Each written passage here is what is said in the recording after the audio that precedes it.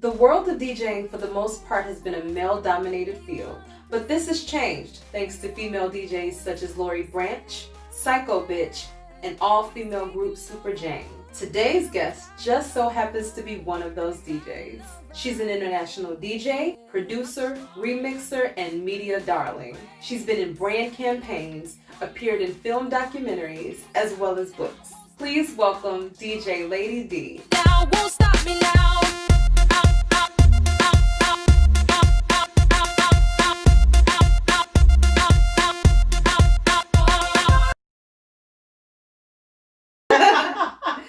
Welcome, Lady D. It is a pleasure to have you here tonight. It's my pleasure to be here. I mean, really adorable woman. Yes, and that you are. Definitely want to talk about you today and all the things that you've done and your experience, and the world definitely needs to hear your story.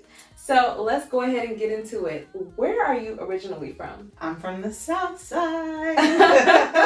You know, it's like always been this war, this battle against the South Side and the West Side of Chicago. It's crazy. Exactly. But, you know, all of our parents come from the South, right? So most of our parents come from, you know, Tennessee, like my parents, or Mississippi or something like that. I was just about to say that, like my family came from Mississippi. So I grew up in Washington Heights.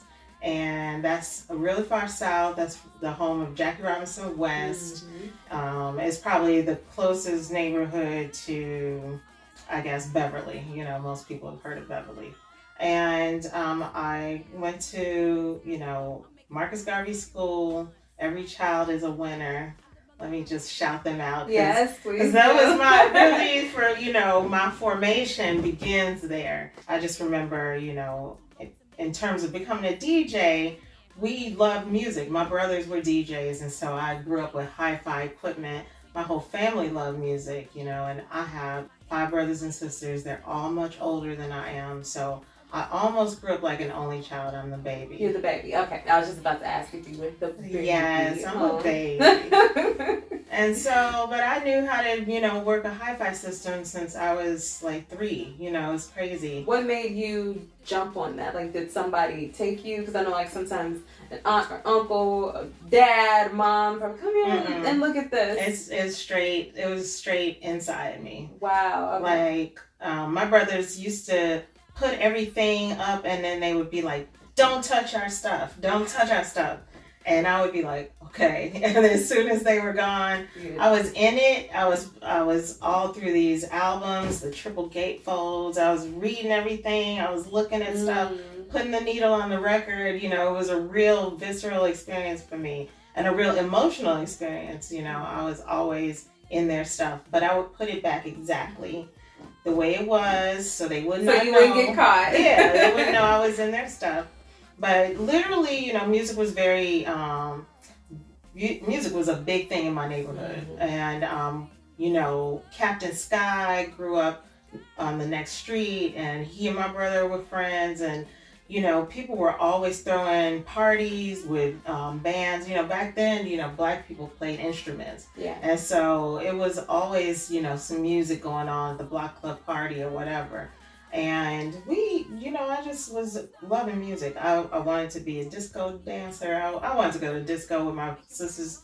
They were going to the disco all the time. I would cry, "What? Take me! I want to go!" I was like freaked out as a little girl. How old were you trying to go to I was disco? Literally 6, 7 years old, like goodness. Trying to be at the disco. I was like, "I love disco. I want to go." So music, yes, was always, you know, really, you know, deep inside me, just a strong connection to it. And then, you know, by the time we were around 7th and 8th grade, Herb Kent was doing the punk out shows. And so somebody used to bring a boombox to school. We would dance on our lunch break and have punk out parties. And nobody got in trouble for that? No, they loved it. They were like, you know, listen. If you try to do something like that now, it's not gonna Marcus fly. Garvey was like, "What are these kids doing? That is so cool." They were just like, "Y'all really expressing yourself? Y'all not eating on your lunch break? You want to go dance?" You know. So, and then by the time I went to high school at Whitney Young, you know, 1982, we were fully house. So house, you know, from the new wave and punk out stuff, house. And by the time freshman year, it was Hot Mix 5, you know, BMX, All the Way Live, Ain't No Jive, Dance Party, and everybody in my high school really, you know, had turntables, and were, you know, was trying to DJ. So yeah, it was a big thing at the time. And I was one of the girls that would hang out with the guys and, you know, try to like get on the decks and stuff. Of course, they weren't like really letting me. They weren't letting me in. No, they weren't at the time. But you know, if I waited until everybody had played and everybody had gone, then it was like, now you can do it, right? And so I was patient. So, and I always have been pretty patient. But I really got bit by the bug then, but I wasn't really doing anything with it. It wasn't until I was in my 20s, you know, I had gone to college, I graduated, I was in grad school, sort of contemplating my life. Like, what are you going to do? You hate grad school. Like, I was in medical school, actually. I was in podiatry school. I was going to be a foot and ankle surgeon. So after 2 years of that, I was like, what are you doing? And what made you want to be a podiatrist, though? Like, something had to everybody in my family was in health and medicine. So my mom was a nurse, my sister's a doctor, my other sister's a respiratory therapist, my other sister's a nurse. So it was like in our family. It was just I was good. I was good at and science, you know, and I love science, to be honest. But in terms of a career, it really wasn't the right choice for me because I had also been a very creative kid. I was really involved in the performing arts, and I had danced, and I was a child actor. I was in a movie with Cicely Tyson and Morgan Freeman, and I had done a lot of like modeling and childhood stuff around, you know, I was on the stage, I was the Nutcracker Ballet and doing drama and stuff. So I had this other, you know, side to me, and then I had this other side to me, which was like, yeah, you could do science and mathematics and, you know, you're a good writer and all that stuff. I was a good student. But, you know, when it came down to a career that you're going to do for the rest of your life, it has to be something that you actually want to do. Right. And so at the end of my second year of medical school, I was depressed. I was like, I didn't want to go back. And so it really was, okay, well, take a year off and see what's going on. And that year came and went, and I was the happiest I had ever been. I was like super, and stress-free. Yeah, stress-free, and the thought of going back to school was depressing me. Again. And that's when I realized, I was like, no, that's not for you. It's just, you know, whatever it is you're going to do, even if you don't know, it's not that, you know. So I, you know, got myself out of school and started doing a lot of other things. And I was an aerobics instructor. I was teaching a women's workout world and ballets. I was doing step classes. I love it. Waitressing. I was working at the Gap. I was doing so many different things just to try to figure out what's next. And was going out, going clubbing, and, you know, ended up dating a DJ. And so was that the beginning? That was the beginning because inspiration? We moved in together and the DJ equipment was there.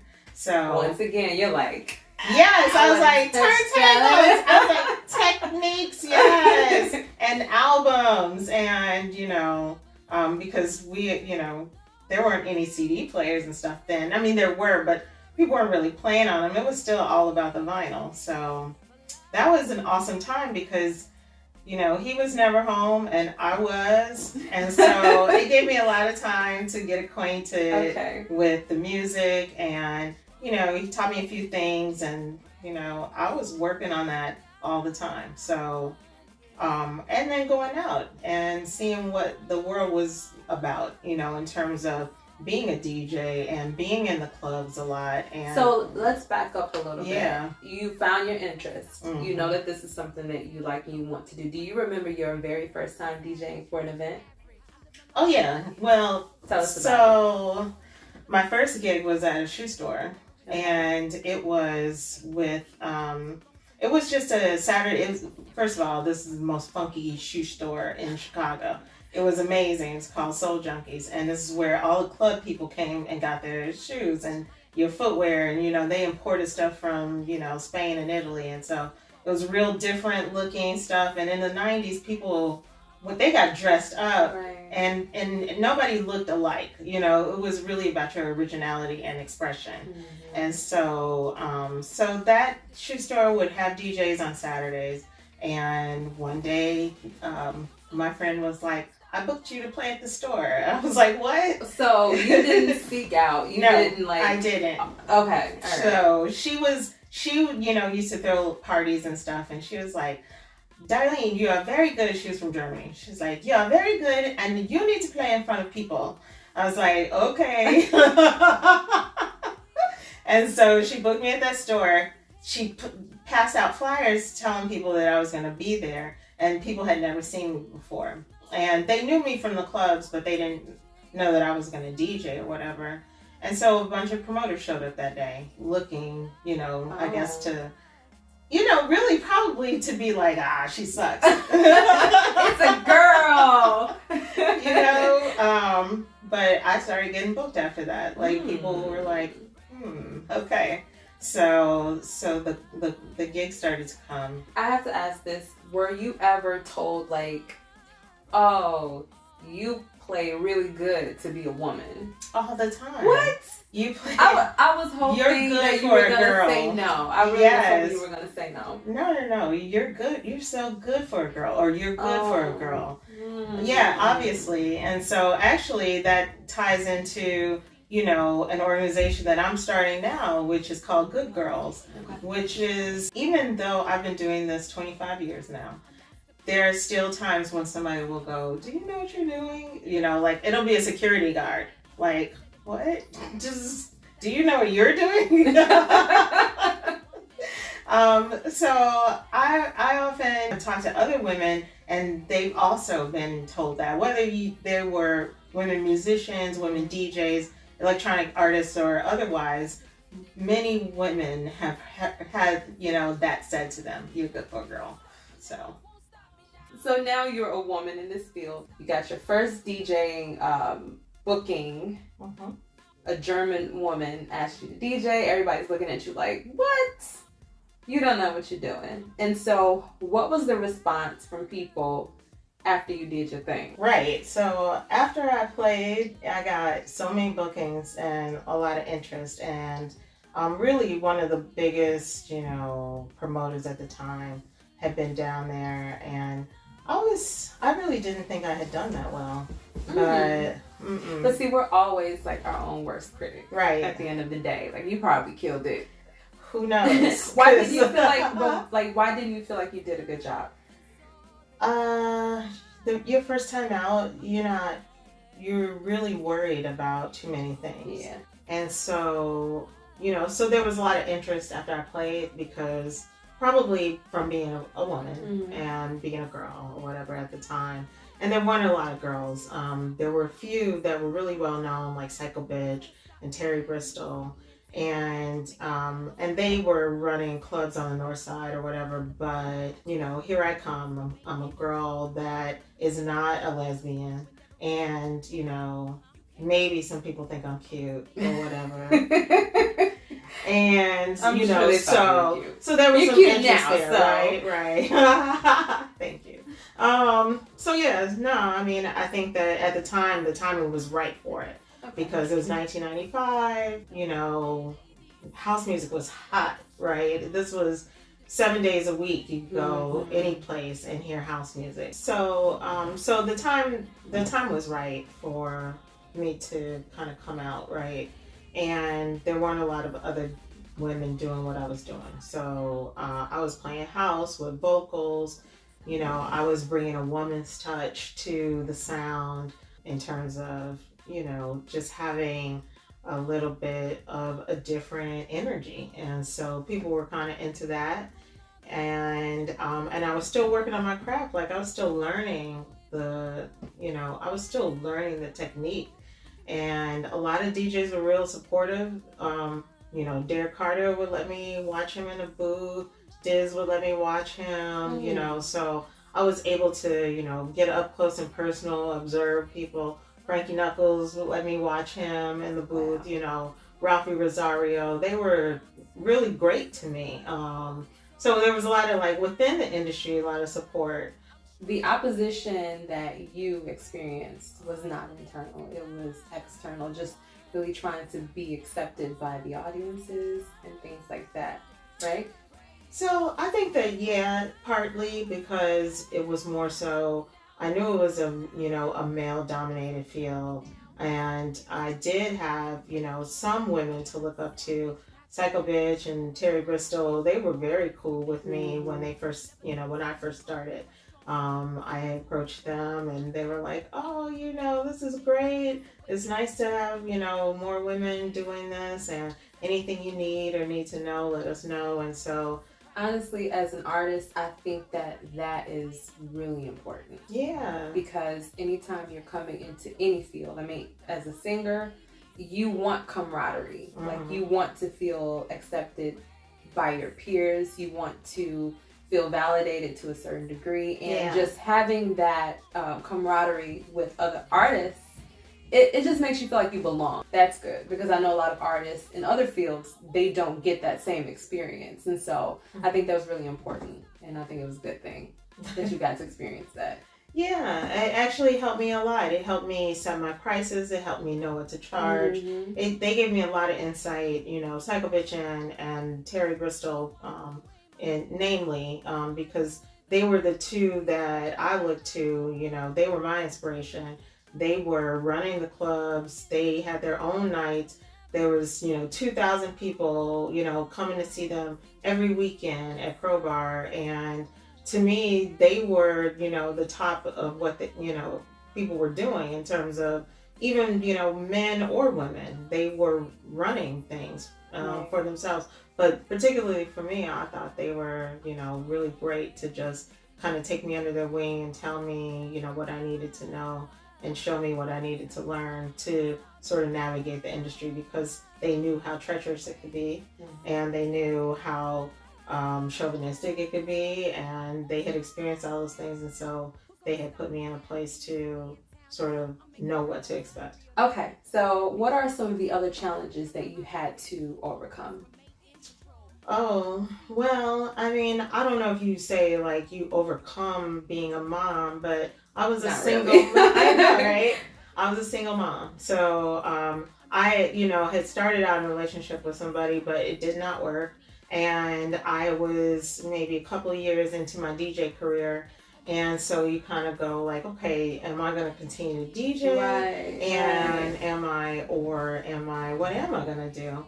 And so, you know, with the support of my family, I was able to, because my career was taking off, you know, to be honest with you, when I got pregnant, I hadn't envisioned that for myself at that time. Okay. And so, it was sort of like, oh, shoot, you know, wait, there's supposed to be, you know, like magazine shoot, and there's supposed to be some different things happening. And you kind of think, well, if I'm pregnant, nobody's going to take pictures of me, you know, that sort of thing.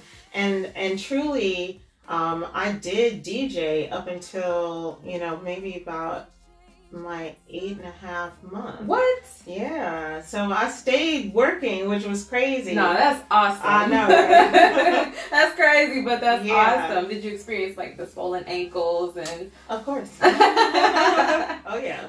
But then, you know, after I had my baby, I was, you know, determined to take time off for sure. But during that time, you know, I heard from people that my career was over, that I would never come back, you know, like, I guess you're done, you know. So, so literally people would say to me like, oh, well, that was short, you know what I mean? Like, basically, I have been DJing like 3 years when my child was born, and then people were like, yeah, I guess, you know, you're finished.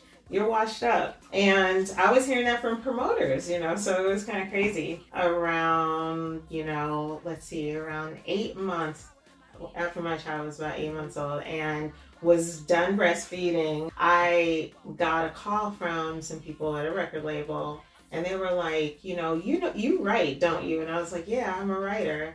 And they were like, well, can you write some of our promotional stuff? And they were a pretty big label. They were worth about, $5 million at the time.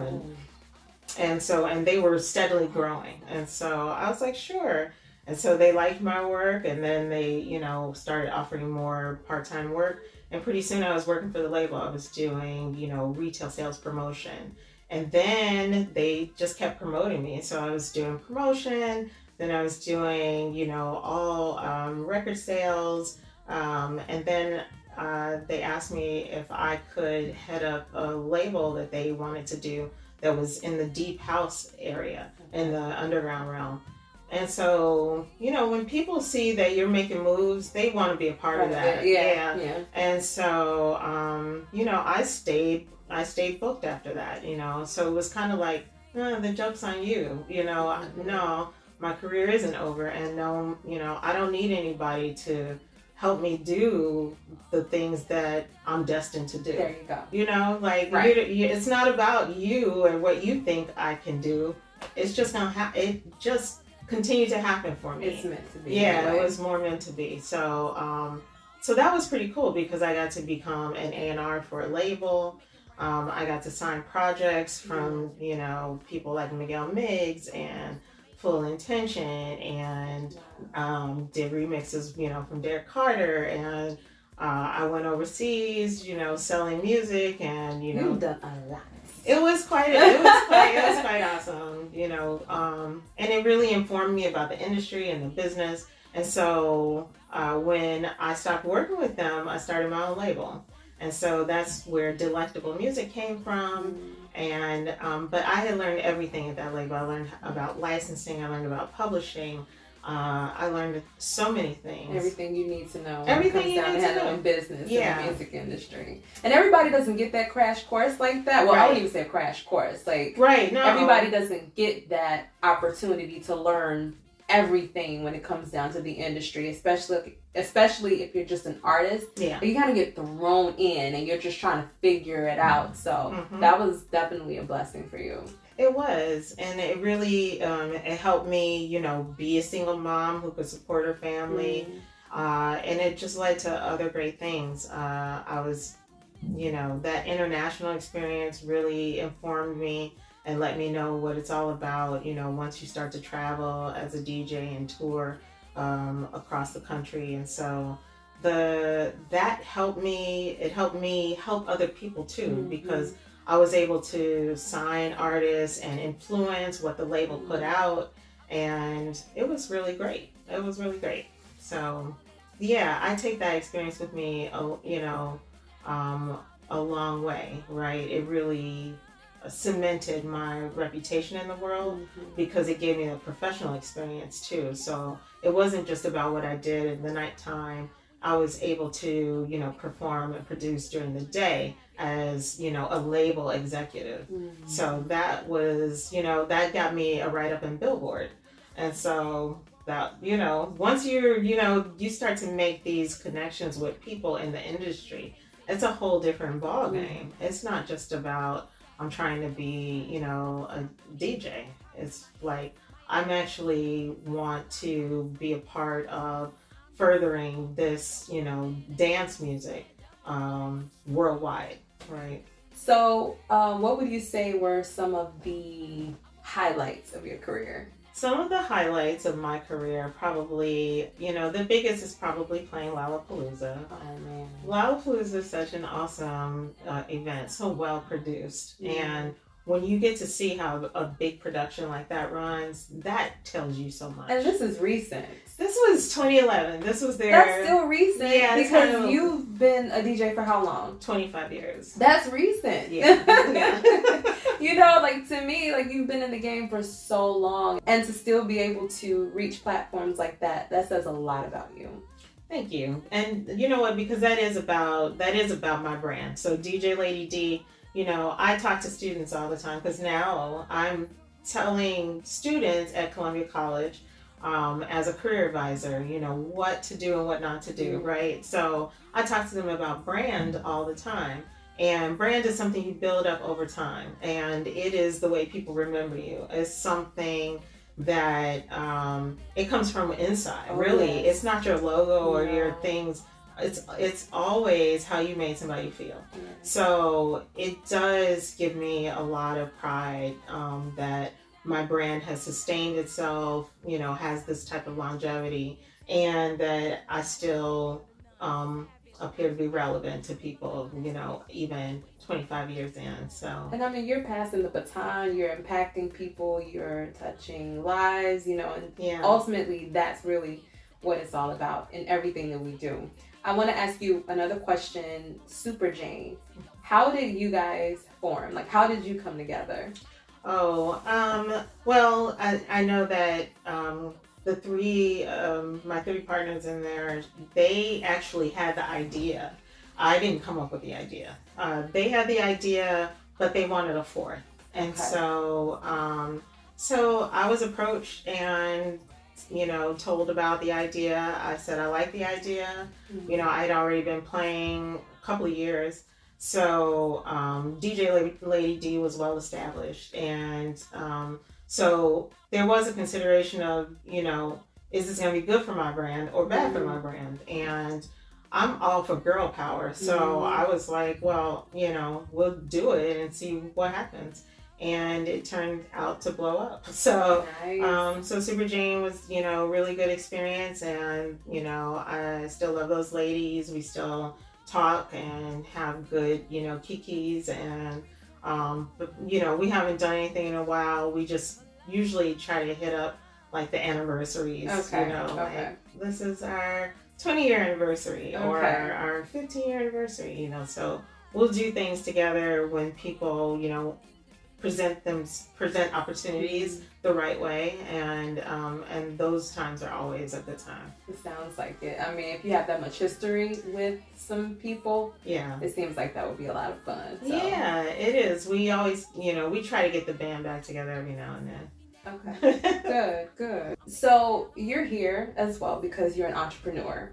So I want to talk about the entrepreneur side of DJLADY D. What is that focal point for you? So recently it's been about, again, female empowerment. I've always been an advocate for, you know, self-esteem and confidence, and using musicality to do that. I developed a curriculum teaching young girls how to DJ for Girls Rock Chicago, and they've been using that for, you know, many years now. And so at Columbia, I'm able to also influence, you know, a group of young women. I'm an advisor to an organization there, a club that's a student club called Soul Sisters. And they are all about, you know, their entrepreneurship as young Black women. I love that I'm able to still have this type of influence, you know, with people, and share my knowledge and experience with them, and just, you know, let them know everything I know and be a resource. So the one thing that I did want to do is that I did start to see things start to slip backwards in terms of bookings for women, and that, you know, you would see these lineups on these festivals and things like that, and it would be like 100 artists and 3 women. And so I would let me ask you this. I definitely want to know. Is it that there aren't enough female DJs out there? No, or is it they're not getting picked? They're not getting picked. Okay. And it's some of it is intentional and some of it is unintentional. Okay. But there's so many women today. I mean, even if you go back to the days of, you know, where Super Jane started, we started to influence a lot of young women and a lot of young men even who would say, you know, I saw Super Jane and thought I could do that. You know what I mean? So it became at that time, you know, it was like a snowball effect. A lot of women from that time. And if you go from there to now, there are so many women. There's so many women collectives There's so many. I mean, you just look online and put in female DJ. I mean, go into even South Africa. There are women DJs everywhere doing it. And so there is no shortage of women DJs, which is why I say I put, some effort into coming up with this concept about good girls, because I had, in the last year been told I was good for a girl, and I hadn't heard that in a long time. And I was like, why are people not seeing women DJs anymore? And I started to look closely at these lineups, and these lineups were pitiful when it came to booking women. And this is 2018, 2020. And I was thinking, this is terrible. Like, the lineup for, Coachella and Bonnaroo who came out this year, and I just was taken aback that it was such a lack of female representation. So representation matters. You're giving me some ideas, and we're going to talk about that. Okay, so off camera. Good Girls Festival coming up in 2021. I came together with a couple of other women, including Lori Branch and DJ Viddy Girl and Hannah. And so the three of us, were vibing with each other, and I started to have a night. And, then COVID hit. So we, had to put that on the back burner. We started doing some things online. But we are definitely going to be, once the world comes back in order, we are here to balance the musical scales. Good. So that's my catch line. That's good. For balancing the musical scales. Good Girls Festival coming 2021, hopefully, maybe 2022. We'll see what happens with the world in general. So it's coming. It's coming. So that's my future plans. Good. And see, it's not about bashing the men DJs or anything. Absolutely not. That. It's just literally trying to just make room for us. Yeah, it's about being intentional. Like, you literally have 100 spots on a lineup. You can only think of 3 women that are worthy. Yeah, that's not cool. It should be that way. Yeah. Okay. So. Well, I commend you for everything that you're going to do to change that, and I admire you and I adore you. I've been knowing you for some time now. Yes, and I adore you too. And I've just been able to watch you, and I remember the first time I saw you DJ, I was like, yes, God. You really make me feel good, and it's not a lot of DJs that can actually make me feel good and make me want to dance, and so you've absolutely impacted me through your art. So I want you to know that. Thank you so much. I definitely appreciate you being here. How can we find you? DJLADYchicago.com. That's my website. And on all other social media, DJLADY. Well, thank you again, Lady D, for being with me tonight. I really, really appreciate it. You are absolutely an adorable woman. Thank you for watching. If you haven't already done so, please make sure you like our page and share this video. Till next time, you are watching Adorable Woman TV.